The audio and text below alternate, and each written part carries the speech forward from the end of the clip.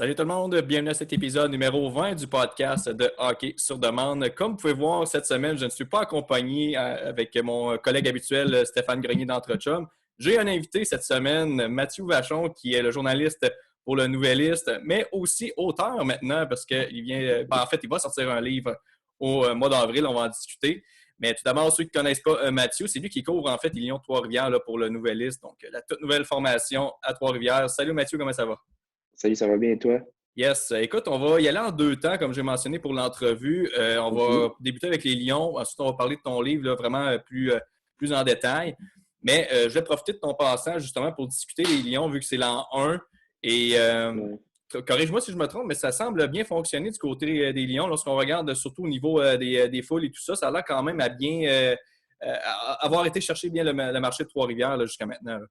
Oui, exact. Je pense que pour l'instant, c'est la principale réussite là, du côté des Lions. On parle de foot qui sont environ là, de 3000 personnes par partie à domicile. Donc, de ce côté-là, c'est très positif. Les gens sont déjà attachés pas mal à leur équipe. Tu sais, le fait qu'ils aient misé sur le fait québécois, justement, Oui. l'identité québécoise, je pense que ça a parlé aux gens de la région puis aux gens de la province au complet. Là, tu sais. C'est sûr que là, dans les dernières semaines, ça a été un petit peu plus difficile avec certains développements qui se sont passés, mais l'identité québécoise a vraiment réussi, je pense, à aller chercher une nouvelle base de partisans. Donc, de ce côté-là, c'est bien parti du côté des foules.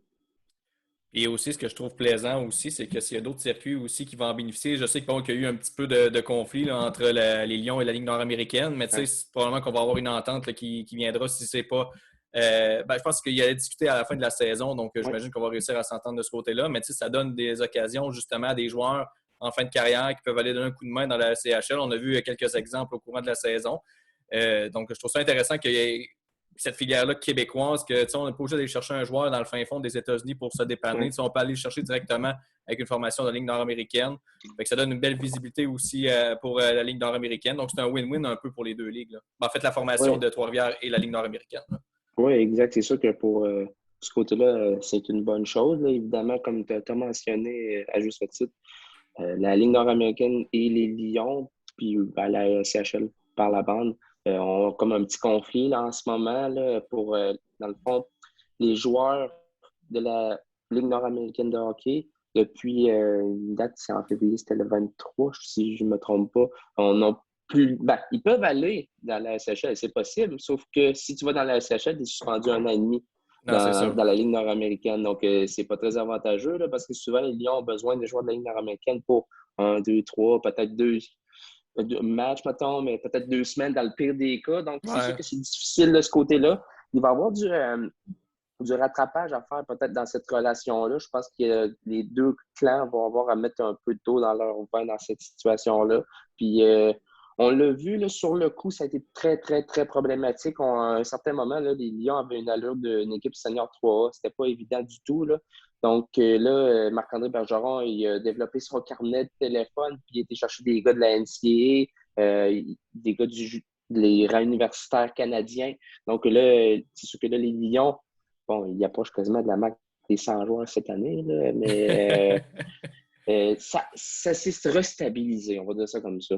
Ouais, ce qu'il faut dire, c'est que bon, du côté du Canadien, cette année, ça a été ridicule les blessures. Donc, lorsqu'on a autant de blessés, il faut rappeler des joueurs du Rocket. Et là, le Rocket, eux ont besoin de joueurs des Lions. Fait que là, c'est un effet de boule de neige. Puis tu Ouais. viens de mentionner, on est rendu presque à 100 joueurs là, du côté des Lions. Donc, ça donne un peu une idée de comment la saison s'est déroulée là, du côté des trois circuits, là, que ce soit la NHL pour le Canadien, la AHL pour le Rocket et les Lions. Là, c'est des joueurs, là, il y en a eu pas mal là, qui ont passé à travers ces trois équipes-là. Ouais. Mais j'imagine que si on peut justement avoir une entente là, éventuellement avec la Ligue nord-américaine, ça va peut-être faciliter un petit peu plus les choses. Là, parce que, Ouais. comme tu as mentionné, souvent les Lions sont un peu dépendent un peu en fait, dépendent beaucoup des deux formations au-dessus d'elles. Donc, des fois, on a besoin de Ouais. joueurs rapidement.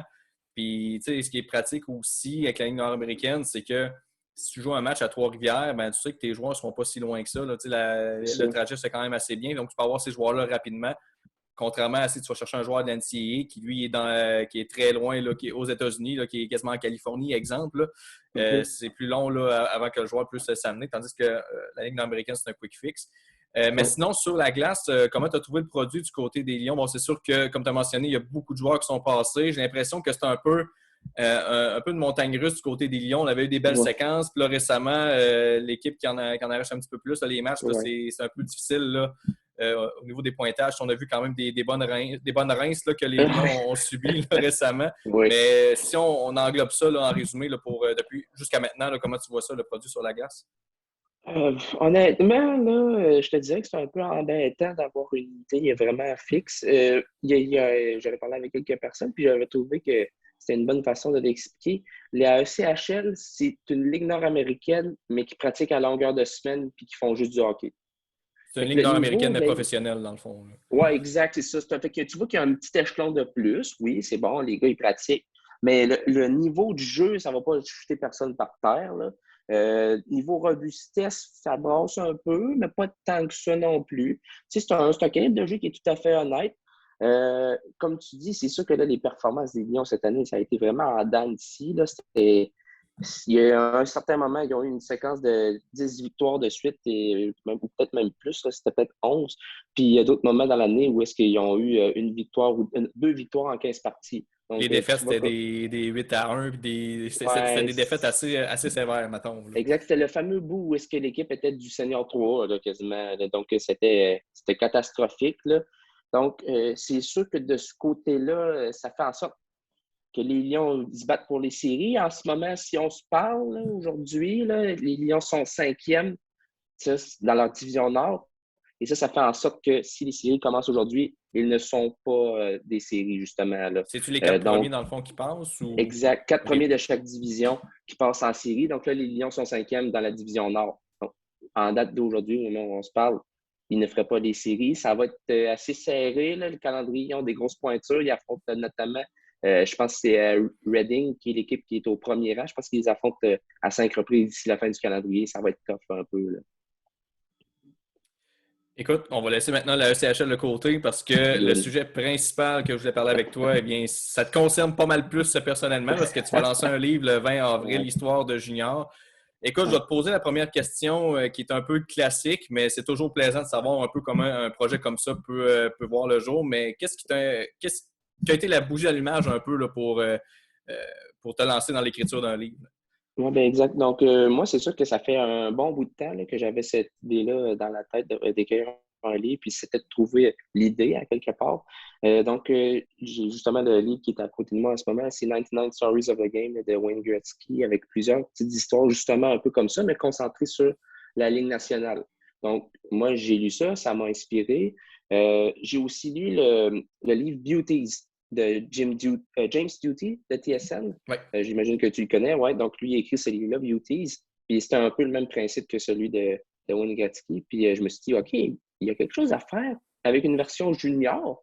Parce que moi, c'est le milieu que je connais. Là, c'est quoi? Ça fait 7 ans que je couvrais le junior avant de m'en venir à Trois-Rivières pour couvrir le SHL. Donc, ça faisait 7 ans. J'avais réussi à développer un bon réseau de contacts. Puis je me suis dit, ah, OK, c'est bon. Je pense que ça pourrait être quelque chose de bien. Puis, il faut dire que, ben, on était encore un peu plus dedans, là, mais avec la pandémie, on avait plus de temps libre. Puis je me suis dit, ça va occuper mes soirées et puis mes fins de semaine quand il n'y a pas grand-chose à faire. Ouais. Fait que j'ai été chanceux. Ma femme est compréhensive. J'ai une chance. C'est ça. Fait que ça a commencé un peu comme ça. Puis la première personne à qui j'ai écrit pour savoir s'il pouvait être intéressant de me raconter une histoire qu'il a vécue dans le temps qu'il jouait junior, c'est Simon Lafrance qui évolue avec les Patriotes de l'Université du Québec à Trois-Rivières. C'est un garçon, c'est un homme, il a 23 ans, là, on a 3 ans de différence. On s'est toujours bien entendu. Lui, il était à Victoriaville 1 an et demi avec l'éthique de Victoriaville, c'est ça. Donc, on s'est bien entendu. Puis lui, il était, ah oui, ça me fait plaisir. Puis en plus, il voulait lire le livre de James Duty, donc ça lui faisait plaisir. Puis quand il m'a eu fini de me raconter son histoire, j'ai dit, OK, ouais, je pense qu'il y a quelque chose à faire avec ça. Puis c'est ça, là, j'en suis venu à constituer un livre là, qui a 38 anecdotes distinctes là-dedans. Ça va être sur 256 pages. Puis dans le fond, tu sais, là, oui, c'est beau, il faut que tu écris ton livre et tout ça, mais Ouais. le processus de réussir à le faire publier, comment ça a fonctionné? Est-ce que ça a été une route remplie d'embûches ou si ça s'est quand même bien fait là, de trouver une maison d'édition et tout ça? Ouais, je vais te dire ben, franchement que j'ai été assez chanceux de ce côté-là. Là. Je ne suis pas comme J.K. Rowling qui a eu à l'envoyer à une trentaine de maisons d'édition. Moi, j'ai eu, ça me pris quoi? Peut-être, j'ai eu deux refus, puis la troisième à qui je l'ai envoyé, c'est Ortubise. Puis au début, ce qui est le plus ironique, c'est que je voulais pas l'envoyer à Ortubise, pas parce que je l'aime pas, c'est parce que j'aime trop cette maison d'édition-là, puis je me suis dit, jamais ils vont vouloir publier mon livre. Puis finalement, c'est eux qui ont accepté de prendre mon livre Ouais, parce c'est qu'il quand y a un même de mes bien, par amis. exemple. Oui, exact. Tu connais Charles Lalande? Ben oui. Charles Lalande, qui d'ailleurs signe la préface de mon livre, il m'a dit, Mathieu, il dit, envoie ton livre à Urtubise parce qu'il dit, ça ressemble un petit peu à la LNH, un rêve possible de Luc Gélina, Ouais, oui. avec plusieurs intervenants. Puis il dit, je suis sûr que si tu vois là, ça va marcher. Puis j'ai écrit à André Gagnon, qui est le directeur littéraire chez Urtubise. Puis j'avais décrit mon projet. Puis il dit, envoie-moi ton livre. Il dit, je suis intéressé, je veux le lire. Puis finalement, tout s'est enchaîné. Puis c'est devenu un excellent allié là-dedans. Puis tu as mentionné que bon, tu as approché des gens pour qui te racontent un peu des anecdotes, mais est-ce qu'il y a des anecdotes là-dedans que c'est toi-même qui as vécu, dans le sens que, tu sais, comme tu as mentionné, tu as couvert les titres de Victoriel pendant un bout. Est-ce qu'il y a des anecdotes que tu as été témoin là, par toi-même, ou si c'est pas mal des intervenants là, qui te racontent là, un peu peut-être des anecdotes qu'eux ont vécues? Je m'en suis permis d'en raconter une seule, puis c'est une des plus marquantes que j'ai eues, puis c'est la dernière du livre. Dans le fond, c'est la 38e sur 38, c'est la mienne. Je peux d'ailleurs en faire un peu les grandes lignes, là. Donc, à l'époque, j'étais en train de faire un stage à la Tribune, puis je couvrais le Phoenix aussi à travers ça pour Parlons Junior, tu sais, ce fameux site-là, Oui. on s'en souvient, hein? Fait que moi, j'étais pour Parlons Junior dans ce temps-là aussi, puis j'étais à la Tribune également. Puis à cette époque-là, c'était le repêchage qui s'en venait de la Ligue de hockey junior majeur du Québec. Puis un peu plus tôt, il y a quelques semaines avant, les Sea Dogs de Saint John avaient remporté la Coupe du Président. C'était l'édition avec Thomas Chabot, puis il y avait 13 gars, je pense, qui appartenaient à des équipes de Ligue nationale dans cette Ouais, formation-là. c'est une équipe assez pactée, mettons. C'était épouvantable. Puis cette formation-là était dirigée par Danny Flynn, l'entraîneur. Donc, à cette époque-là, moi, j'avais un de mes amis qui est très bien placé dans le monde du hockey. Il a déjà travaillé avec les Remparts de Québec. Puis, il a un bon réseau de contacts. C'est toujours impressionnant de l'entendre raconter cette histoire. Puis, il m'a écrit, puis il m'a dit, Danny Flynn, il dit, j'ai entendu dire qu'il s'en va. Puis, à ce moment-là, quand j'ai su ça, j'ai dit, OK, ben là, je vais faire des vérifications un peu, voir s'il n'y a pas quelqu'un d'autre qui l'aurait entendu. Puis, j'ai eu d'autres échos positifs. Puis, je me suis dit, bon, OK, je vais y aller avec le sacro-saint conditionnel, mettre ça, Danny Flynn, selon mes informations, quitterait les Sea Dogs de Saint John. Puis, à cette époque-là, je n'avais pas beaucoup d'abonnés sur Twitter. Peut-être, c'est une bonne chose, mais à ce moment-là, ça a fait quand même un petit splash, mais pas tant que ça. Il y en a qui m'avaient écrit, puis ils disaient, voyons, t'es dans le champ, puis je m'étais fait un peu chauffer la couenne. Ouais, Puis, disons que sur les réseaux sociaux, c'est assez exact, c'est facile de se facile. faire juger. Si on n'a pas, si on travaille pas à RDS, TVA Sport ou un gros C'est journal, là, ça. on n'est pas crédible. Exact. Fait à ce moment-là, quand que ça s'est arrivé, là, je commençais à stresser parce qu'il faut comprendre que s'il y a quelqu'un qui est très exigeant envers Mathieu Vachon, c'est Mathieu Vachon qui est très exigeant. Mm. Donc, de ce côté-là, là, je commençais à stresser parce que j'étais un tout jeune, puis là, j'étais là, je ne peux pas me griller les ailes sur une affaire de même, tu sais. Puis, j'ai été chanceux parce que dans la même soirée, il y a un gars, il s'appelle, c'était Mark, pas Mark Seidel, ça, je ne me rappelle plus de son nom de famille, mais lui, il avait marqué à peu près la même information que moi, sauf que lui, c'est un gars de Hamilton. Fait qu'il est, entre bref, il est en Ontario. Puis, il a marqué ça, cette information-là. Puis, j'ai dit, bon, mais finalement, je suis peut-être pas si fou que ça. Fait que j'ai laissé ça aller quelque chose. Puis, la fin de semaine, c'était le repêchage des lignes de hockey junior majeur du Québec. Et c'était à Saint John, d'ailleurs, le repêchage. Donc, tu me vois venir un peu. Moi, j'étais arrivé le jeudi soir. J'étais avec Jérôme Gaudreau de la Tribune. Puis, on est arrivé jeudi soir. Puis, le journaliste du droit, Jean-François Plante, en me voyant arriver, « Ah, il dit persona non grata, c'est toi, ça? » Parce que dans la journée, Danny Flynn, il s'était promené à travers les journalistes pour savoir qui avait parlé du fait qu'il allait s'en aller de Saint John, qu'il allait quitter son poste. Et là, moi, tu sais, j'avais 21 ans, je venais de finir mon cours à l'Université de Sherbrooke.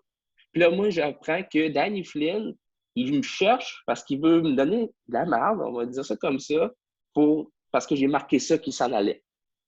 Fait que là, j'ai pas trop parlé. Le jour du draft est arrivé, le samedi.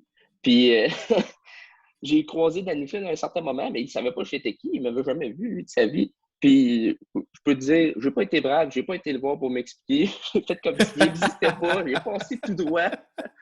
Puis ça a resté comme ça. Tu sais, à un moment donné, je veux pas une nouvelle, hein, comme ça va vite, ça devient gros, puis à un moment donné, ça dégonfle. Je lui ai laissé ça aller. Je lui ai dit, garde, ça va.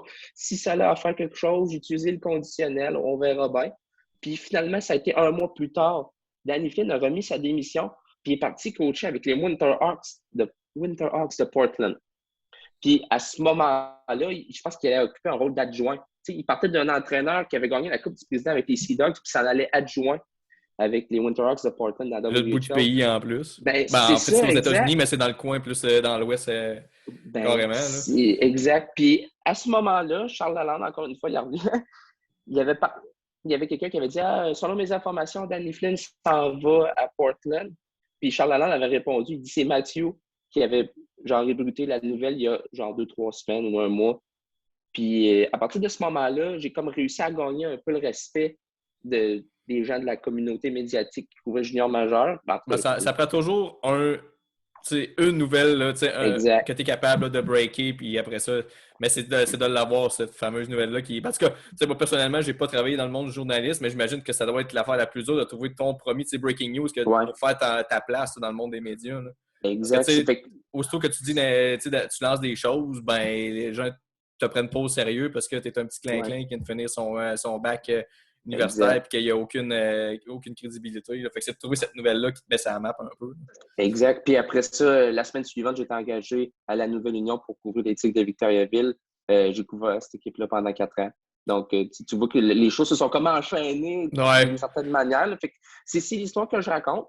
Puis, les 37 autres histoires, il y en a quelques-uns qui m'en ont raconté comme deux, que je me dis, je peux pas ne pas parler d'une ou l'autre. Il faut que je mette les deux. Fait qu'il y en a 37 autres d'intervenants. Là. Puis, il y a quand même une brochette intéressante, je te dirais, de personnes. Puis sinon, au niveau du processus pour écrire, est-ce que ça a été quelque chose qui a été bien compliqué ou si tu n'as pas eu tant d'embûches que ça? Parce que, des fois, oui, tu as plein d'anecdotes à raconter, mais il faut que tu Ouais. essaies de...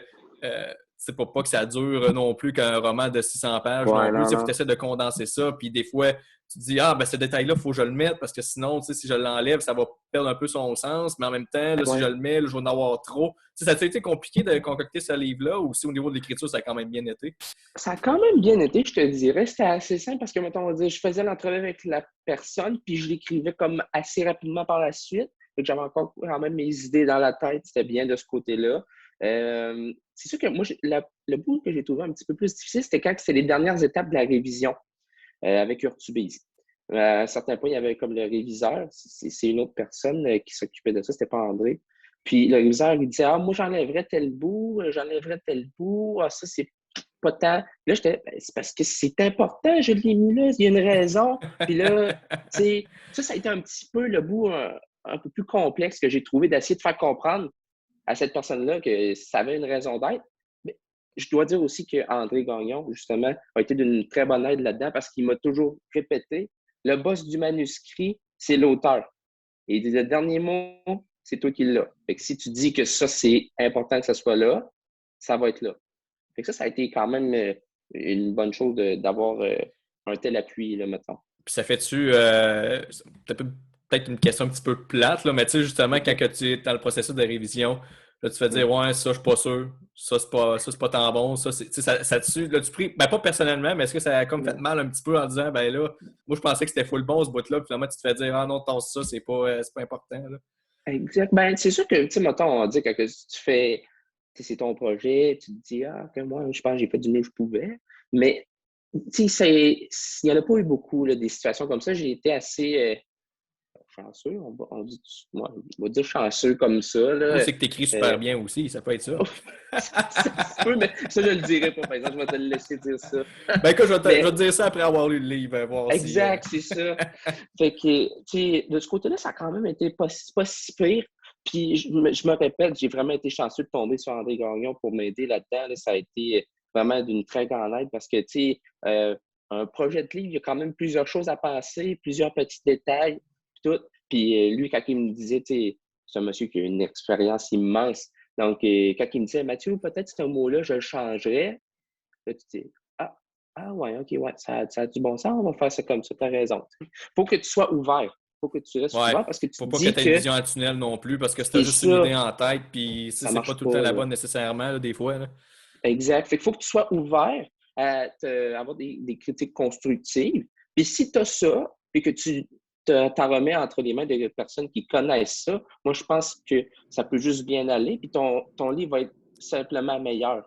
C'est ça qu'il faut que tu gardes en tête. Puis c'est l'attitude que j'ai eue dès le départ, parce que je me dis que c'est la façon de faire. En toujours se croire, là, c'est le premier que je fais, mais je pense que c'est comme Ouais, ça qu'il c'est faut le ça, tu sais, prendre. c'est pas. Je veux dire, on apprend un peu sur le tas aussi, dans un sens. Ouais, Je veux dire, il y a pas t'as pas un cours à l'école comment écrire un livre 101. Il non, faut que tu l'apprennes sur le tas. Mais sinon, au niveau des exact. intervenants, Ouais.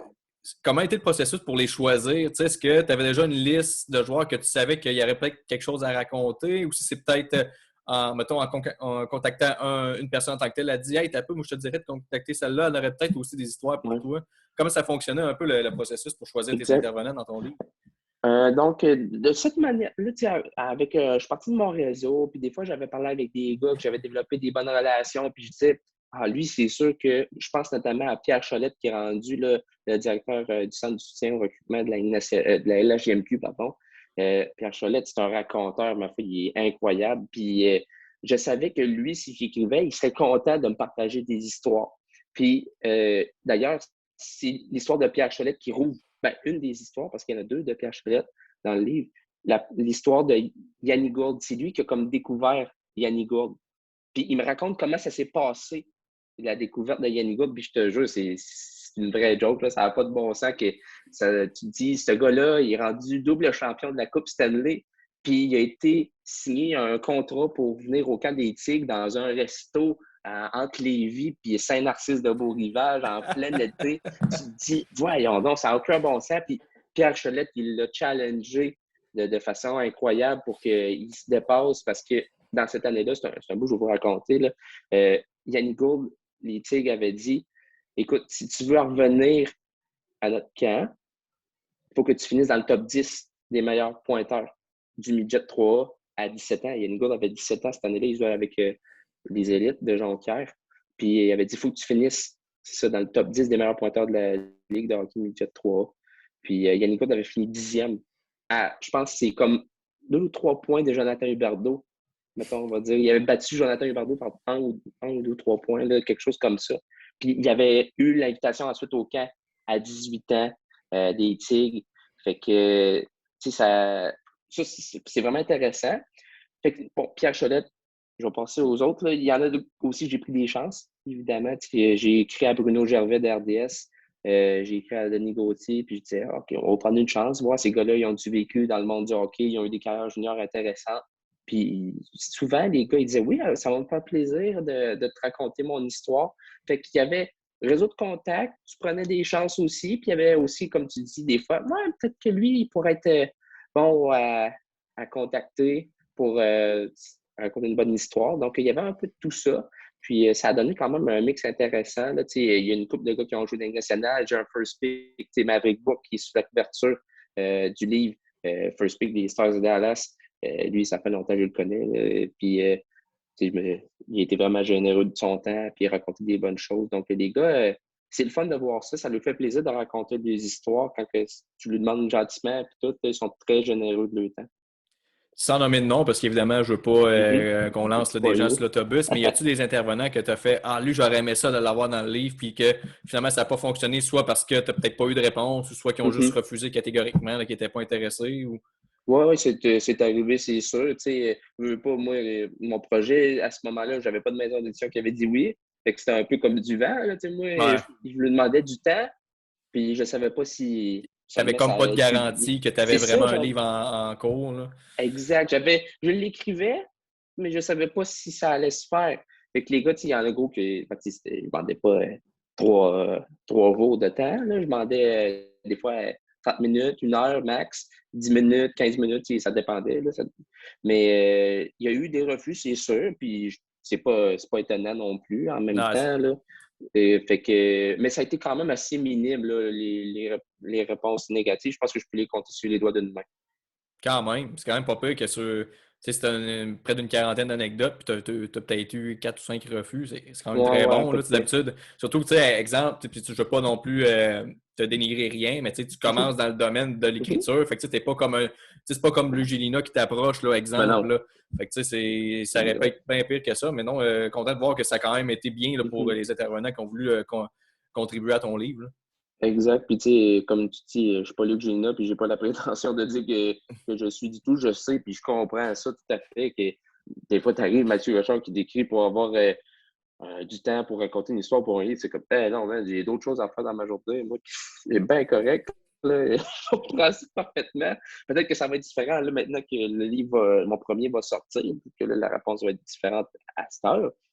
J'espère que ça va rester positif, puis mais on verra bien la suite des choses.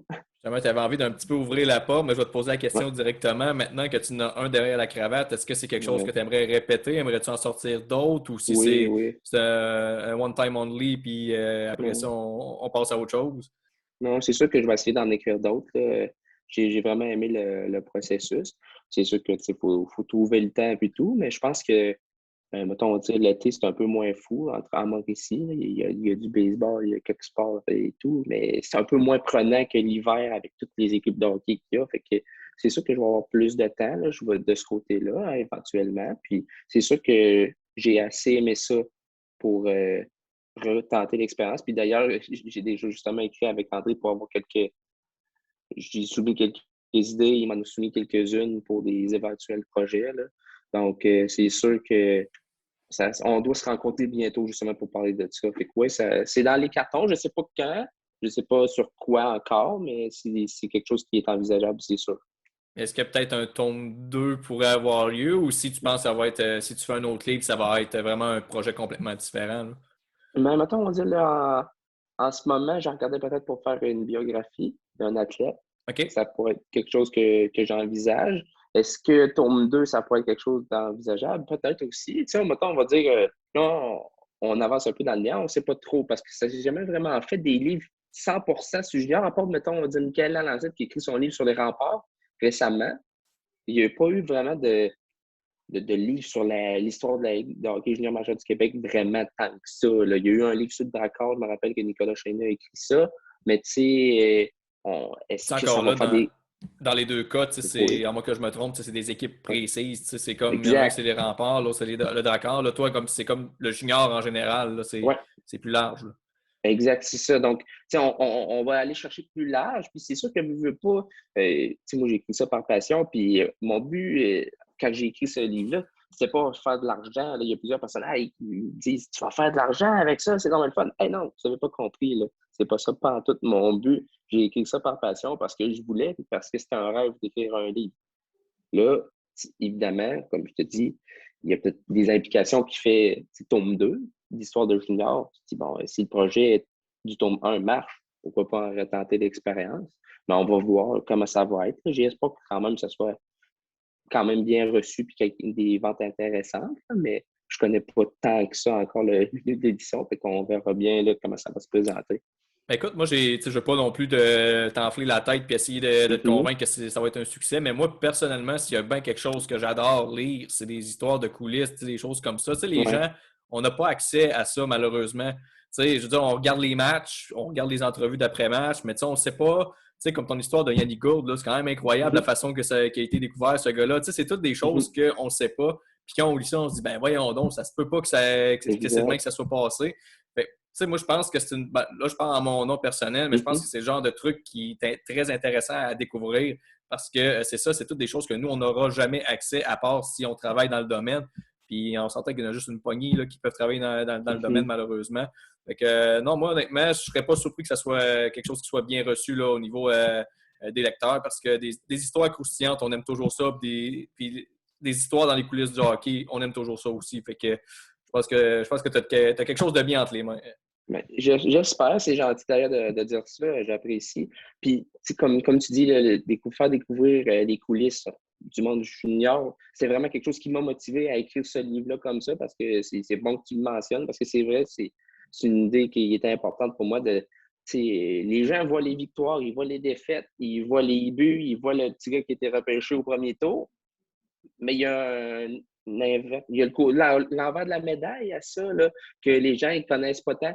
Mettons, je parle de Maverick Bourque. Lui, il m'a parlé de à quel point il y a eu de la pression dans son année de draft. Puis il me disait, là, les jeunes qui disent que moi, je ne regarde pas la liste de recrutement que la Ligue nationale sort. C'est tellement pas vrai. Il dit, on est les premiers à aller regarder ça. Ben oui, c'est sûr. Exact. Il racontait ça, il racontait comment il avait vécu ça. À un moment donné, il voyait plein de recruteurs dans un arena, puis il savait bien c'était pour qui venait voir ce soir-là. Fait que raconter, c'est ça l'envers de la médaille, de voir comment les jeunes deal avec cette pression, là, comment ils deal avec le fait d'être échangés. Parce que nous autres, on est là, c'est une transaction, il faut aller chercher un gars pour gagner, mais tu te dis, il y a une vie qui vient de se faire chambouler.